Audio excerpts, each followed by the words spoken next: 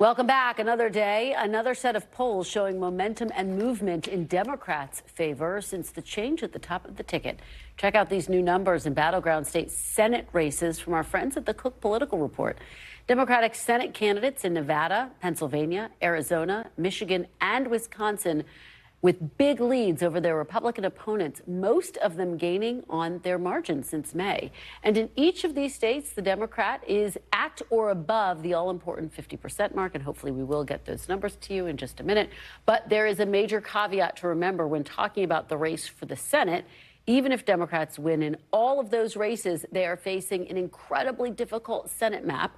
All of the Republican-held seats that are up for re-election are in red states, whereas Democrats are defending multiple seats in red states. Jon Tester, for example, Sherrod Brown are running for re-election in Montana and Ohio. And what was Joe Manchin's seat is now open in West Virginia.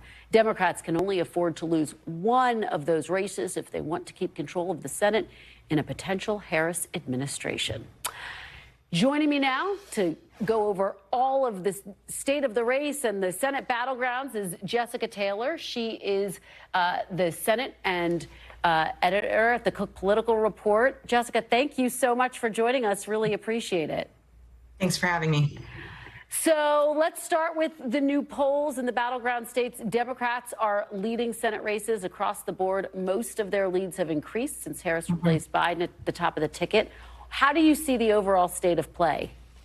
Well, as you mentioned, it's the three states. This is part of our our swing state project at Cook Political Report with a Democratic firm, BSG, and a Republican firm, GS Strategies, that we're doing periodically. And but it's those other states that could really make up the crux of it. I think that it's good news for Democrats, certainly, that they are leading in these swing states and that in many cases they are outperforming Harris. Even before the switch at the top of the ticket, they were outrunning Biden, even in our poll in May and other polls that I had seen even when Biden was at his worst. So that was good news for Democrats. But it really comes down to, you mentioned the West Virginia seat. Democrats have a 51-49 majority, but I think of this as 50-50 because Democrats concede that the open West Virginia seat is going to go to Republicans. Jon Tester remains the most in trouble. We've seen a couple of polls come out recently that he is down to his Republican opponent, Tim Sheehy. He needs to outrun Harris by, this is a state that Trump won by 16. Could those margins increase? That just becomes increasingly difficult. In Ohio, another one that we did not poll, but other polls have shown that Sherrod Brown is ahead by single digits. But when you look at these other states that would grow a potential Republican majority, that's good news for Democrats because Republicans I was talking to when Biden was at his worst were thinking, we could get to 54, 55 seats, and that gives you a much more flexible majority to do things with. But you're seeing, again, double-digit leads in Pennsylvania and Nevada. Notably, Nevada in our survey was the only state where Harris is currently behind. Now, I don't think Jackie Rosen leading her Republican opponent there, Sam Brown, that's going to be an 18-point race, but certainly a very good trajectory for her. And based on that, and fundraising edge is also key for Democrats in these states. They've been able to cement some of these early leads because they have such money advantage. They've been on the air early, and that's helped them build these leads going into the crucial campaign season post-Labor Day. Yeah, let me ask you and follow up with you on the state of Nevada, because as you say, you have the Senate race, Rosen is ahead, but in the presidential race, Trump is ahead. Should Democrats write off Nevada at the presidential level, or do you think that it's still gettable for Harris? I mean, the fact that it's close is good. It's still within the margin of error.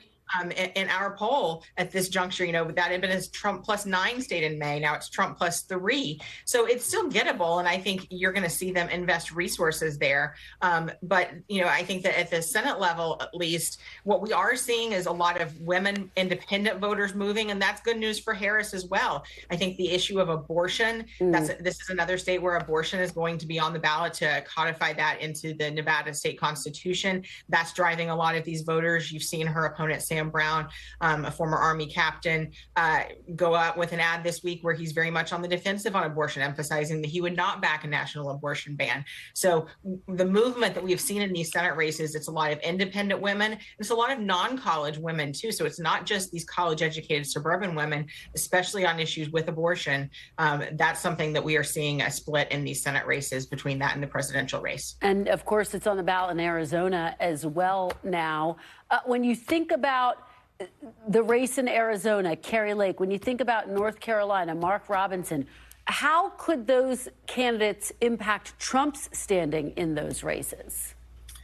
I mean, they're behind where he is. And I think they can, well, actually, all of these Republican candidates are running behind Trump. So that gives them room to grow there. But I think someone like Kari Lake, where she has her unfavorables really are baked in from that controversial race for governor, that I think there's just opinions about her. And then you mentioned that important North Carolina governor's race. We had this race tied in May. Now Josh Stein, the Democrat, the attorney general, is up by 8 points there, 48-40. And again, that's the movement we've seen, particularly among non-college women in that poll. And so I think, again, issues of abortion, Stein has just been crushing Robinson on air, using his own video, own words, he said, demeaning comments about women and on abortion. Robinson, another candidate that has gone up with a defensive ad on abortion with his wife, talking about the abortion that they had before they were married. And of course, former President Trump was just in North Carolina. Harris will be there on Friday. Thank you so much for joining us, Jessica. Really appreciate it. Thanks for watching. Stay updated about breaking news and top stories on the NBC News app or follow us on social media.